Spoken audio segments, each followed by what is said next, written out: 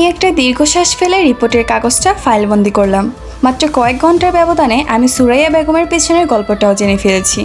আমার চেনা এক কলিগ, যে সুরাইয়ার আগের শ্বশুরবাড়ি এলাকার, তার মাধ্যমেই জানতে পারলাম সুরাইয়া বেগম আসলে একজন ডিভোর্সি নারী, দেখতে সুন্দরী ও মার্জিত। আগের সংসারে তার 16 বছরের একটা ছেলেও আছে, যে এখন তার বাবার কাছে থাকে। সন্তানকে নিজের কাছে রাখার অনেক চেষ্টা করেও পারেননি সুরাইয়া বেগম। আর এখন আমার 56 বছর বয়সী বাবার সংসারে এসে তিনি মরিয়া হয়ে একটা বাচ্চা চাইছেন, হয়তো একাকিত্ব গোছাতে, কিংবা এই নতুন সংসারে নিজের জায়গাটা আজীবনের জন্য পাকা করতে। কিন্তু তিনি জানেন না, যে পুরুষটাকে আঁকড়ে ধরে তিনি নতুন স্বপ্ন বুনছেন, সেই পুরুষটা অলরেডি একটা জ্যান্ত অতীত আর বৈধ স্ত্রীকে মাঝ রাস্তায় ফেলে এসেছে। বিকেলের ঠিক 4টায় সুরাইয়া বেগম আমার চেম্বারে ঢুকলেন। এবার তার চোখে উৎকণ্ঠা আর আশা একাকার হয়ে আছে।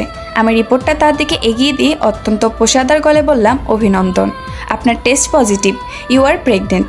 মুহূর্তের মধ্যে সুরাইয়া বেগমের চোখ দুটো পানিতে ভরে উঠল। তিনি 2 হাত মুখ ঢেকে কেঁদে ফেললেন। সেই কান্না আনন্দের, সেই কান্না স্বস্তি। টেবিলের ওপাশ থেকে আর ওই আবেগ দেখে আমার ভেতরটা মুচড়ে উঠল। এই মহিলাকে আমি কি করব, ঘৃণা করব নাকি করব না? হঠাৎ করে সুরাইয়া বেগমের ফোনটা বেজে উঠল। স্ক্রিনে নামটা দেখে আমি বুঝতে পারলাম এটা আমার বাবা। নাম লেখা ছিল হাজব্যান্ড। সুরাইয়া বেগম হাসি মুখে ফোনটা রিসিভ করে স্পিকার অন করে দিলেন। হয়তো তিনি চাইলেন এই খুশির খবরটা ডাক্তারের সামনে ওনাকে দিতে। ওপাশ থেকে বাবার চেনা গম্ভীর কণ্ঠস্বর ভেসে উঠল, হ্যালো, তুমি কই? টেস্ট করানো হয়েছে, ডাক্তার কি বলল?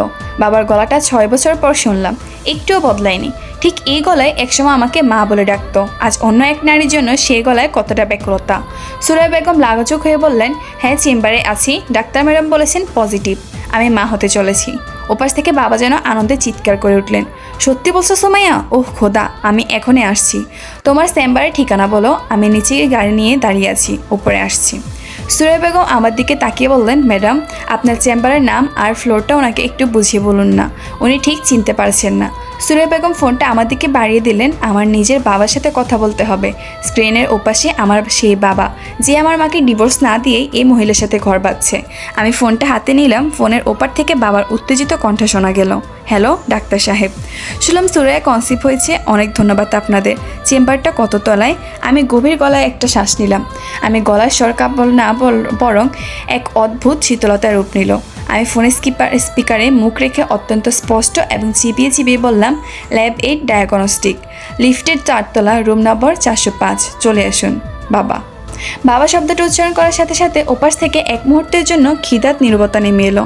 এবার ভারী নিঃশ্বাসের শব্দ স্পষ্ট শোনা যাচ্ছিল। বাবা বলে উঠলেন, কে কথা বলছেন? বাবার কণ্ঠস্বর এবার ভয় আর অবিশ্বাসে কাঁপতে শুরু করলো। তিনি কি আমার গলা চিনতে পেরেছেন? আমি ফোনটা সুরাইয়া বেগমের হাতে ফিরিয়ে দিয়ে ওনার দিকে তাকালাম। ওনার মুখে তখনও হাসির রেখা, কিন্তু আমার চোখের দিকে তাকিয়ে ওনার হাসিটা আস্তে আস্তে মিলিয়ে গেল। উনি বুঝতে পারছেন না এখানে কি ঘটছে। আমি রিপোর্টটা বন্ধ করে চেয়ার থেকে দাঁড়ালাম। সুরাইয়া বেগমের চোখের দিকে সোজাসুজি তাকিয়ে বললাম, রিপোর্টের নিচে সইটা ভালো করে দেবেন, ওখানে নাম লেখা আছে ডক্টর মেহজাবিন রহমান।